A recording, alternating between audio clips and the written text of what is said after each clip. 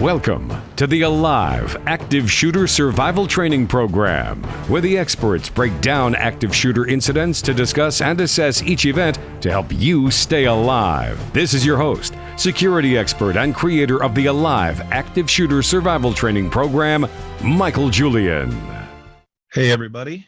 Welcome to the next episode of the A.L.I.V.E Active Shooter Survival Training Program podcast. We are joined today with my buddy Ben Gothard and my other buddy Mark Gillespie. Ben is in New Orleans and Mark is in Austin, correct? Or Houston? Apparently Mark can't hear us right now. Plug your mic in there, Marky. Can you hear us now? Oh my gosh, can you hear me now? Yeah, we can hear you now, buddy. How are you? How's everybody doing? All right. Good. How are you? So a couple things we're going to cover today. One, I had a really good A.L.I.V.E presentation yesterday in Escondido, California, to a marriage and family counseling center, and it was intense. It's a big facility. They've got 80 employees. There was only a lot of them are out in the field, so I worked with 40 of them there and did the 3-hour presentation. Also did a facility vulnerability assessment to see what their physical security deficits are, and evaluated some of their procedures. So that was pretty interesting. We can get into that in a bit. And then we're going to actually cover the assess step of the A.L.I.V.E program. A.L.I.V.E stands for Assess, Leave, Impede, Violence, and Expose. And today we're going to cover some things, the assess process. So first of all, I just want to talk briefly about my presentation yesterday. It was really interesting because, a lot of the A.L.I.V.E presentation deals with the psychology, not only of the killer, but of the would-be victims. And I talk about the importance of knowing the killer's mindset, because like in any sport, if you know what your opponent is thinking, oftentimes you'll be better equipped to counter that and give you a little bit of an advantage. And then, of course, these counselors who have psychological training backgrounds and deal in mindset and thinking and so forth, I talk to them about the mindset of them, the employees, the admin people, and anybody really that's faced with an active killer situation. So, it was kind of like preaching to the choir when I was talking about the psychological part, but it was great because I got a lot of reinforcement to the things that I say from professionals that know this stuff. So, of course, and these are people that deal with tragic, horrible situations with families. They deal with court-ordered domestic violence counseling and naturally violent, angry people. So it was interesting. Even the videos that I show in my presentation, of course, I gave them the disclaimer that it's disturbing content. And even with all of the things these people have seen, nobody left the room or covered their eyes. They watched, but they get the same feeling that we all do when we see these videos of these horrific events, and try and comprehend what somebody would be thinking to carry out such incredibly dastardly scenarios where they're taking multiple people's lives. But at the end, I got a lot of praise, which is great, to know that I've affected people in a certain way. And everybody said that they felt more empowered and confident in dealing with an active shooter, active killer, moving forward. So that was pretty cool. Well, I actually want to step in there for a second. And, as the civilian perspective from not a security background, when I was first exposed to that kind of material, I'd never seen anything like that in real life before. I've played video games before and I've seen that, but never like a real life example of that.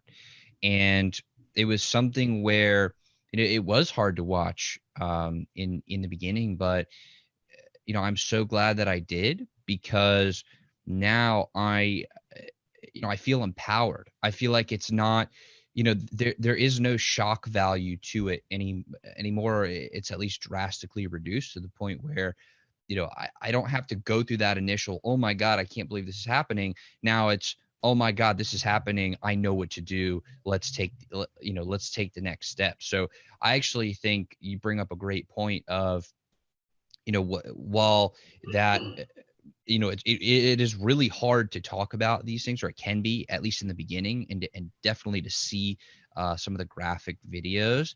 It's critical, because if you don't go through it beforehand, and if you don't experience at least something like that and get in the mindset, then you have to face all that in the moment, which is the worst time to do it. Yeah.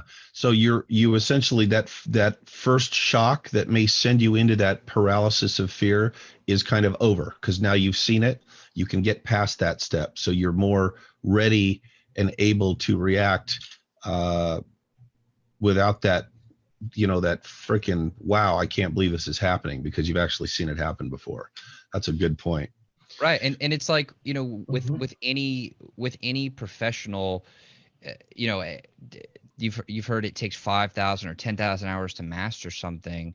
The same is with anything, like the same as with CPR training or AD training or any sort of life-saving technique or information. Like, the more you get accustomed to it, the more you get familiar with it, the better you're going to be. So, it seems to me like this is absolutely no different. And the more you can expose yourself to the information and to the knowledge of how to save yourself, the better off you're going to be. Yeah, absolutely. I also got some good news last week. I got booked for 5 training sessions in New Orleans. So I'll be spending some one-on-one time with my buddy Ben. So I'm kind of excited about that. Good chance I'll be doing a synagogue while I'm in town as well. So that's kind of cool. Mark, we need to schedule some stuff together. Looks like you're working on a conference that we may be speaking together at. That's pretty cool.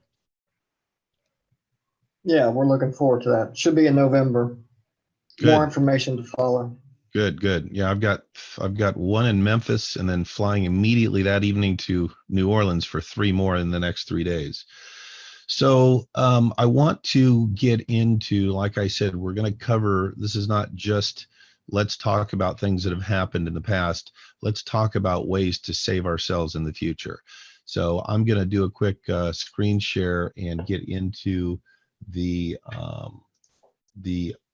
actual survival portion.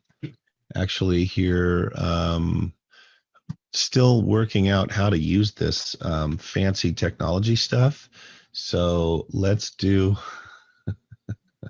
this here. Nope, it's still making it hard for me, Ben. You're definitely the tech guy. So let's go ahead, and I'm going to share it first. If I can figure it out. Okay. Let's do this one here. While you're getting the technology ready, there. Do you see the full screen? We do not. But while you're getting the technology ready, I did want to kind of pose a question. Where did you get the word assess from? Because that is the A in A.L.I.V.E, and I think it would be really helpful for people to understand, like, not only what it is and how to actually take that action step, but like, where did that come from? How did you come to the assessment? That is a great question. And what do you see now? We see the PowerPoint coming up. Surviving an active shooter using A.L.I.V.E. Okay, great. That's what I wanted. So I'm going to zoom through this here real quick. I came up with assess. Well, first of all, clearly I wanted to create an acronym that made sense and that was easy to remember. Obviously, when the poo-poo hits the oscillator, as I say, to be politically correct in my presentations, you need to be able to remember something that makes sense. So, and then of course I wanted to go in chronological order of the steps you should take. So you take the first one. If that's not right, you take the second one, and so forth. There's some acronyms out there that are a little bit out of order, and I didn't want to make it confusing for people.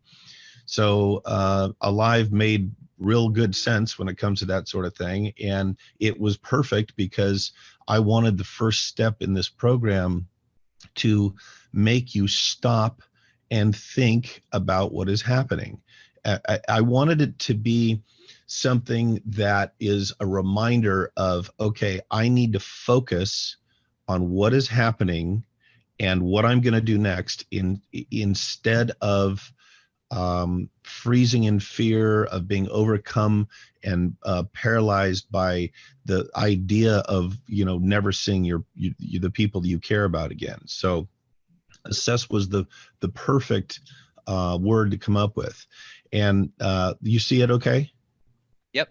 Okay. Yeah. So assess stands, the A is for assess, and it is the step where you basically lock it down. You go from, you don't react emotionally, you react intellectually and rationally, because we all know that if you've ever been in an argument with a girlfriend or husband or wife or whatever, reacting emotionally usually will not be the thing that sets the pace or de-escalates the situation. Oftentimes it will escalate it. So assess is for stop, breathe, and think about what is happening. And I emphasize the breathe portion. I want everybody to take a deep breath, because a couple of things. One, it'll get a nice big fat shot of oxygen to your brain, which when your adrenaline starts pumping, you're going to need as much oxygen in your system as you can. And it is, anytime somebody's frantic and you say, stop, take a deep breath, relax, it's just reminiscent of what we already are told all the time when we are panicky or whatever, and we want to stop and relax, and get ready to take the next action. Hold on 1 second. I'm gonna turn the gain down on my mic a little bit. And so in this process, you stop, you breathe, and you consider what is happening, so then you can take the appropriate next best steps. Now, hopefully, if you've taken the course, you now know that this is the part of the assess process where you consider the plan. And in the process, or in the course, I teach going through scenarios in your mind. I even do like an imagination exercise where I have everybody close their eyes, and then I kind of calmly and quietly talk them through what is actually happening where they're at. I say, imagine yourself at your desk, or at the grocery store, or in a theater, somewhere where you are going to spend time that may be a target for an active assailant. And by definition, that is going to be somebody who wants to kill people as quickly as possible, usually in a confined area where they won't be easily stopped, for instance, by security or law enforcement. So I want to ask a quick question here. Sure. Are you talking about places? Because what immediately jumps into my mind is, I'm at the grocery store. I am with my family. My elderly grandfather is with me, and maybe a younger cousin is with me, and we're just in the middle of the checkout aisle, and then somebody just walks in the front door with a machine gun, or just some awful situation like that. Is that kind of what you're talking about? Yes, absolutely. And a lot of these that I give at workplaces or at churches, synagogues, that is the setting I will use, because if we're at a workplace, then obviously that's where people spend at least 8 hours of their day every day, 5 days a week. And so that is the perfect scenario for them to walk through, or for them to imagine that through. So good question. Thank you. So let's use both of them. I will say, okay, now close your eyes if you're comfortable doing so. Now smell the smells, hear the sounds, picture where you're at, where the exits are, your desk, whatever it is that you spend the majority of your time when you're at the office. Now I want you to picture suddenly you hear gunshots. And at that moment, that's when the assess step, that's when you begin the assess process. You say, okay, where are the gunshots coming from? You look around, see what you can see. If you see panic on one end of the facility or office or factory, whatever you're working at, what are your options? What do you do? What's the person look like? Do they have a handgun, a long gun? What direction are they shooting in? So you now know what is happening. What do you do next? Do you have the ability to leave, which is the L in A.L.I.V.E? Can you leave the premises safely? Can you get out of there? If you cannot, what can you do to impede the killer's ability to get to you? How can you create time and space to make it difficult for them to get to you? Because remember, time and space is our friend in that situation. We know that these incidences rarely ever go past 10 minutes. That's why I named the book 10 Minutes to Live. It's focusing on, it's only going to go 10 minutes. Usually it goes less than 5. So in that amount of time, you have an endpoint, you have a goal, you've got a finish line. You just need to get to the 10-minute mark. So what can you do to create time and space? Can you shut and lock the door? Can you move a desk or file cabinet or cases of paper in the copy room against that door so they can't get to you? And that then is your plan. Or if you can't do that, you look and you see, what weapons do I have to defend myself, and where can I posture myself to most effectively use that weapons to disarm, disable, or if necessary, kill the attacker. So that is the plan that I want you to have. But then I say, okay, now that's one scenario. Now you've got a plan for that scenario. Let's back up to the very beginning of this scenario, start a new one, and instead of the attacker or gunman or assailant being over on the left side, maybe they're in the lobby, or you look out the window and you see them outside the window, and they're shooting, towards the building or away from the building or whatever. Now start that whole assessment process all over again and create that plan. So that is the assessment. Now, with that, as soon as you realize, the very second you realize that an active killer is present and trying to kill people, you have got to start the clock ticking by calling 911 immediately. Now, obviously you're going to be afraid, you're going to be in shock, but you've got to be able to function to save yourself, but you've got to call 911, because we know that, so many times, more than 50% of the times, these people will kill themselves.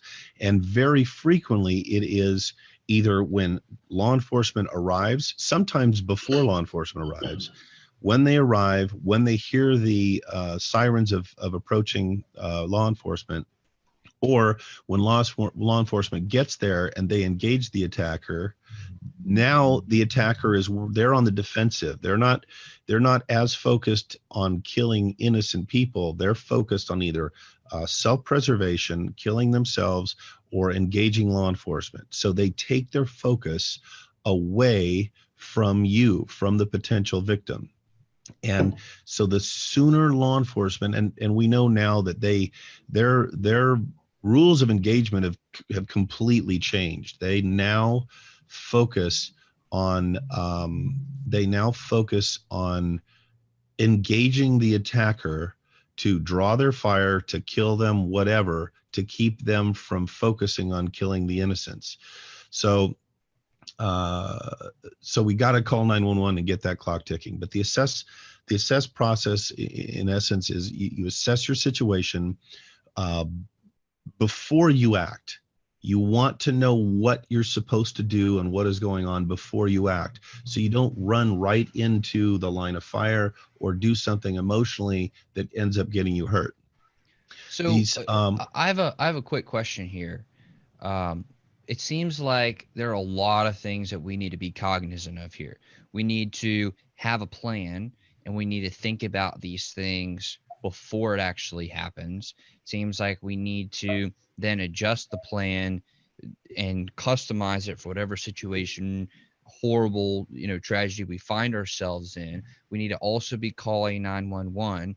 We need to be also like looking around and figuring out, what it actually is going on. And we're probably going to be alerted to this by actual real life like gunfire, which is really fucking scary. And like all these things are happening at once. It seems like that can be overwhelming for people. So like absolutely overwhelming. And imagine if you're in that situation and you've never taken any training before and you haven't seen the videos that we show, and you in that initial shock has not been already put behind you because you see these real life scenarios. Imagine how much more overwhelming it is if you don't have a plan, if you haven't thought about it, if you haven't considered these things. Now, many people, trained individuals that should know this stuff or that does know this stuff, even they can get caught up in the, oh my God, I'm going to die today and I'm never going to see the people I care about again. They will be paralyzed with fear. The program gets them over that initial shock, gives them some training. We've already walked them through it in the visualization. They've thought about it. They've created a plan. Even if that plan doesn't fit exactly for that scenario, they've already thought through those steps. So they've got that training, and now they can focus on survival, not on perishing at the hands of some coward who couldn't cope with his own issues in life. So it seems like the key Mike, is. Oh, you go, Mark. Let me add a few comments to that. It's kind of like a lot of us have been in a car accident, and when we got in the car to drive, we didn't expect to get in an accident, but it's a reality. It can happen at any time. So if you've been in a car accident, it comes as a huge shock. And how many times have you been in that scenario and the airbags are deployed and it's like you get hit, but maybe not injured, but for several seconds you're stunned. You don't know what's going on. And it's kind of like you have to figure out, where the hell am I? What's going on? So what this just is kind happened? of a similar type scenario where you've got to stop, breathe, think, and then assess what is going on. What's your action? What's the next step?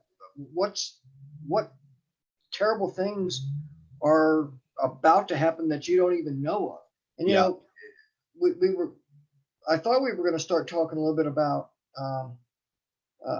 situational awareness. Well, situational awareness, if we train our brain, our mind, our in our everyday behavior to be aware of our environment, wherever we go, whatever we do, to be thinking about what could go wrong, how would it go wrong, and what is my reaction going to be?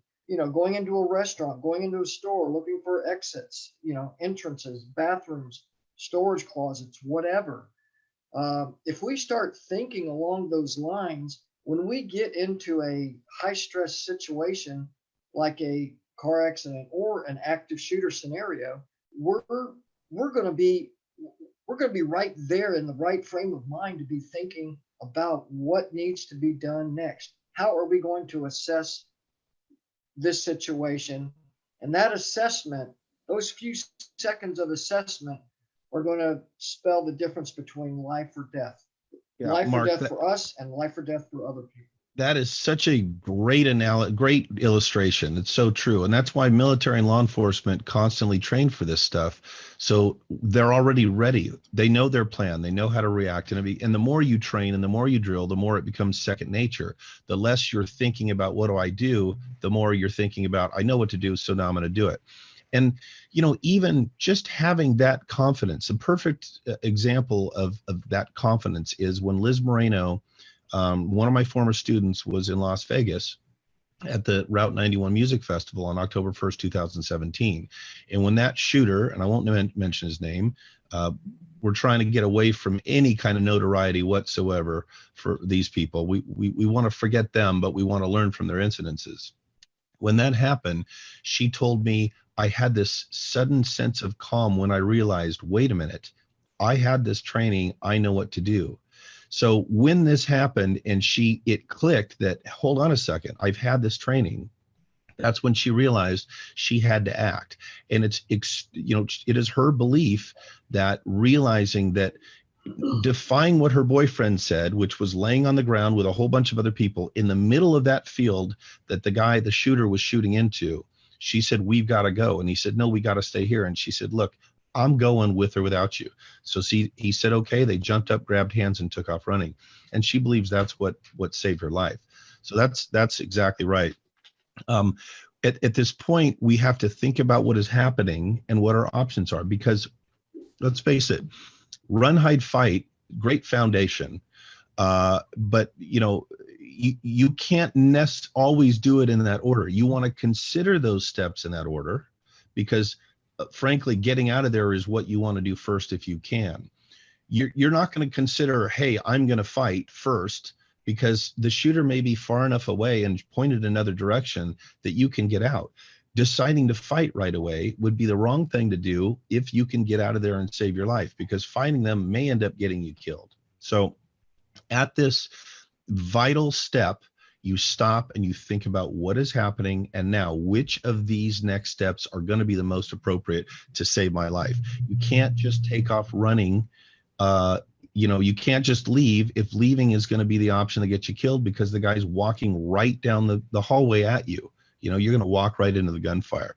And so this step forces you to pause and assess, what is happening. And it's a split second. I was given a training at a big conference. It was a event coordinators conference. And I had one guy that, I don't know if he's former military or what, but he decided he was going to be smarter than the instructor and say, well, yeah, but if you stop and wait 5 minutes to figure out what you should do next, you're going to get yourself killed.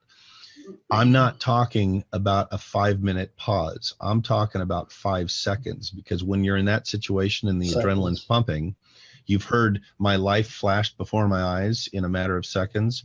Well, I want this training to flash before your eyes in a matter of seconds, 3 to 5 seconds. That's all it's going to take for you to go, okay, there's a shooter. Where is he? What do I do now? So, it's vitally important. Now, and I think the way to save more time too is to think about this shit beforehand. Like, think about all the things that we've been talking about. Like, hey, in the places that I go most often, where are the exits? What are my places of cover? Where can people come in? Who might be there with me? Like, what things do I need to think about and think through beforehand, so that when it hits the fan, and I totally said the word, but so when it hits the fan, you don't have to think about that stuff. You've already thought about it, and then you could just tap into that and access it, and then be like, all right, it's go time. Absolutely correct. And that's why this visualization exercise we do in the program is so important. You've already thought it through, or even more to that point, Ben, that is situational awareness. That is knowing your surroundings so you can apply that plan without having to look around. In situational awareness, or I call it being proactively reactionary, you walk into a theater. A lot of theater layouts are the same. You walk in, you decide where the most strategic place for you to sit is. It's not going to be the very center of the theater where you get the best seats and the best, the best view of the screen, or the theater, the concert. I go to concerts all the time. I love concerts. I like to be in the pit right in front of the stage, or center right in the middle, so I can see what's going on up close. That is actually going to be one of the most vulnerable spots. We found that out in the Aurora shooting at the theater, when the killer walked in. Strangely enough, and this was a good lesson for us, because we talked, I saw interviews with some of the people at the theater, and they said when he walked in, the people directly in front of him, the ones that you would think would be the easy pickings, the quickest targets, he walked in, he was so close to them, he looked them in the eyes, and at that very moment, they became not objects, but human beings. So very strangely, apparently somewhere in his dark soul, he had a soul, and he could not shoot those people. So he aimed above their heads, and he shot into the very center mass of the, the main gallery of viewers. So that was very interesting. And I use that as an example too, not to deviate too far from assess, but this is part of the violence part. That's an opportunity. If the guy looks at you and decides not to shoot you, if he's pointed in another direction, that is when you act. And I always say, I'm not telling you to be hero. I'm not telling you it is your duty to attack them. I'm telling you that is an option, and a really good option. There are people in that theater, and I'm not Monday morning quarterbacking. They did what they felt was right, considering the fact that they didn't have the training. Many of them lay down on the ground and were not killed, and some of them took off running and they were not killed. So, those options worked out well for them. However, there are sheepdogs, natural people that are going to run towards the gunfire. And if you are one of those people, that is the best opportunity for you to take advantage of that. Also, his gun malfunction, he had a jam, and one person said it seemed like 30 seconds he was playing with his gun trying to get it unjammed so he could start shooting again, which he did. But that was also a perfect opportunity. And you've got a mass of people. I mean, one person grabs the gun and says, and they're going to probably have to yell, "Get him, get him, get him." Because when people are in shock, they freeze, but they're going to be open to any kind of command direction. So if someone says jump on them, they're going to go, "Oh, okay," and they're going to jump on them. So it's very possible that if these people had our training, that the situation may have ended differently. But so this again, and then I can't stress enough, if you can call 911, you have got to get law enforcement rolling as quickly as possible. But the question that you have to ask yourself during this process is, based on what I know, what do I do now? Hey, Mike, let me add this. When we do these trainings and when we have these discussions, there's one particular group of people that comes to mind more than anyone else, and it's women and children. And so when I think about women and children in this environment, I mean, they're to a degree, in many cases, they're very helpless. And I think women can be so empowered with this education and this training. Yep. Women by nature are they're protectors. They look after others more than they look after themselves. So when they're in a scenario, an environment where an active shooter situation exposes itself, the assess phase is so vitally important for them, because they not only have to worry about themselves, they have to worry about 1, 2, or 3 kids of varying ages. So trying to get into the minds of these of this group of people, women with children, trying to cause them to take pause and focus on how important situational awareness is, and to condition their mind to be thinking that way, so that when the situation does arise, they're able to assess it extremely rapidly and effectively, to not only save themselves, but to save their loved ones that are right there at her feet. So absolutely. I think, especially for women. And that brings up another, point.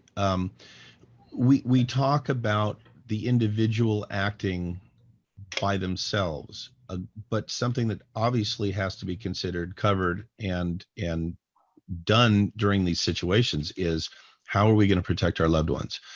And I usually refer back to the story or phrase or whatever that Colonel Dave Grossman talks about when he talks about sheep, wolves, and sheepdogs.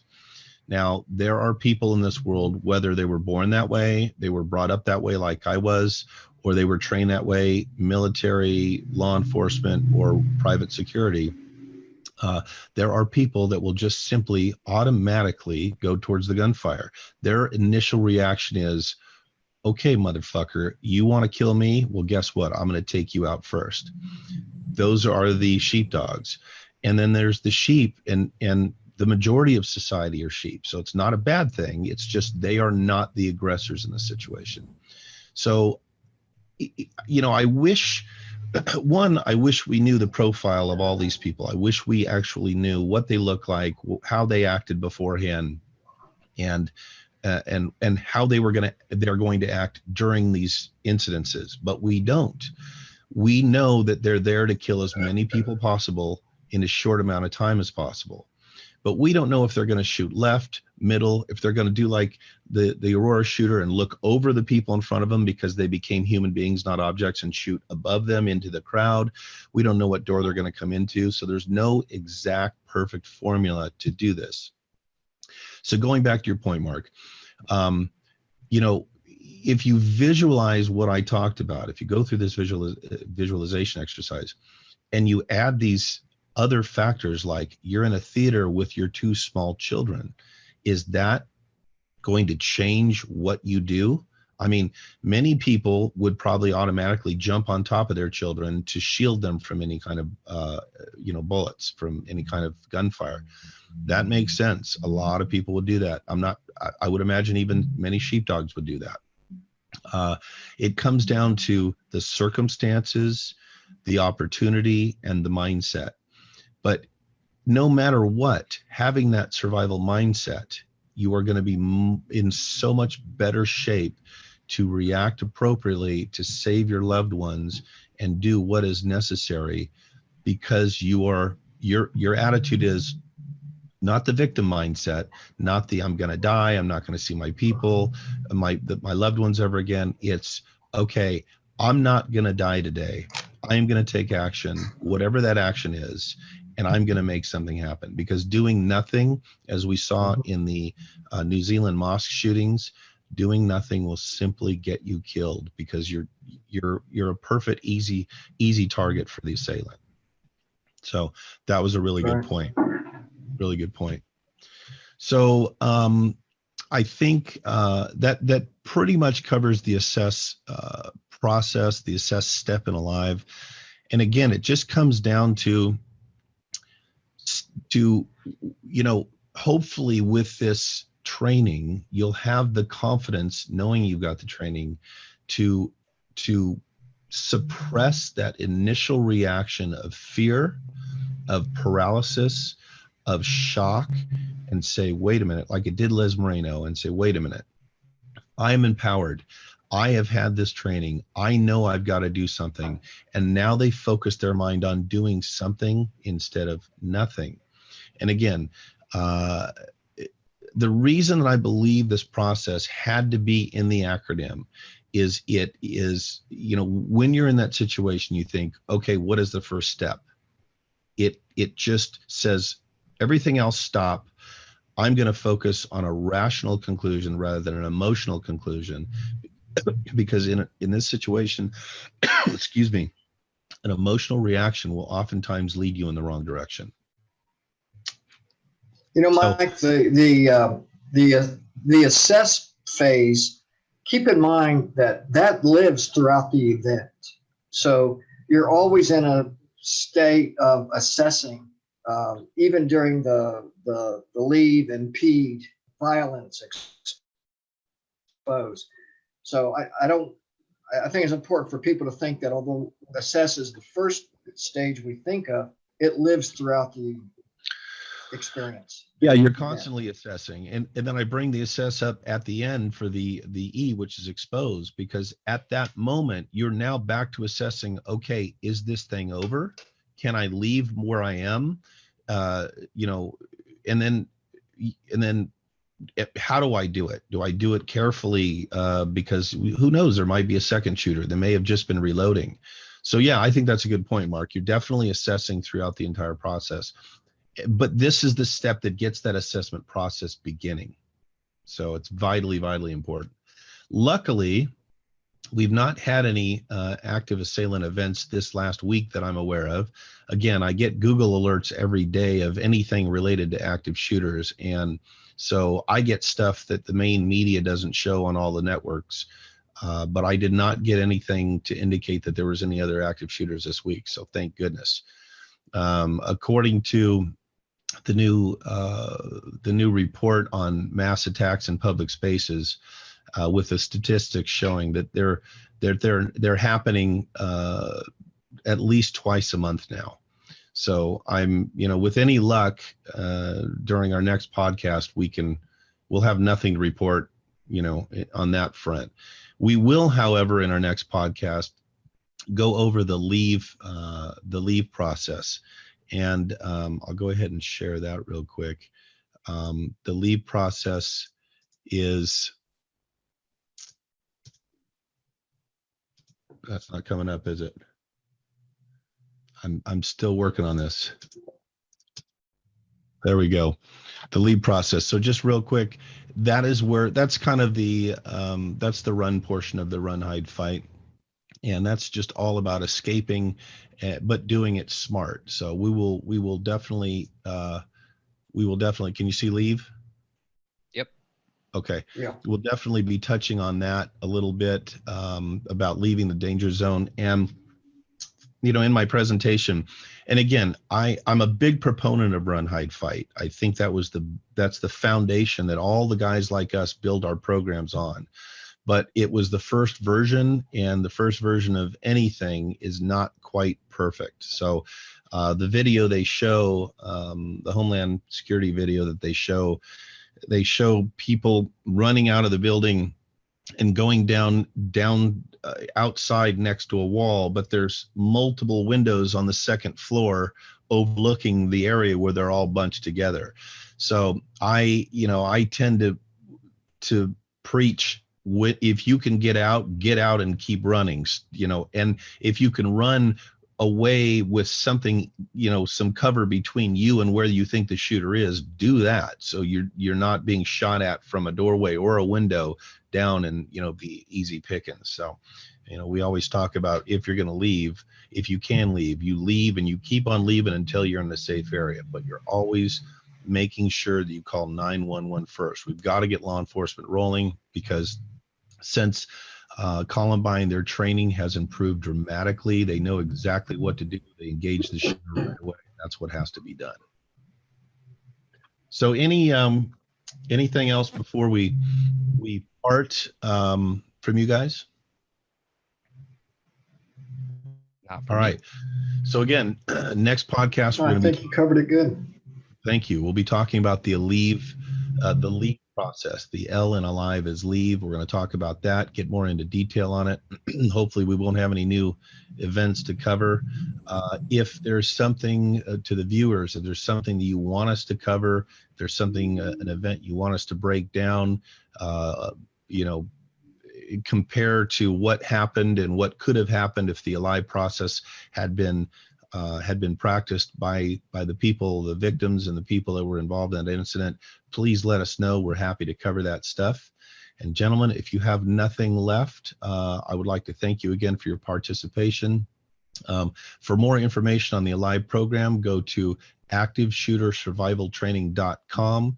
You can find out about the in-person training. You can find out about the online program, and about the instructor certification course that we offer to create new instructors like yourselves to teach the course.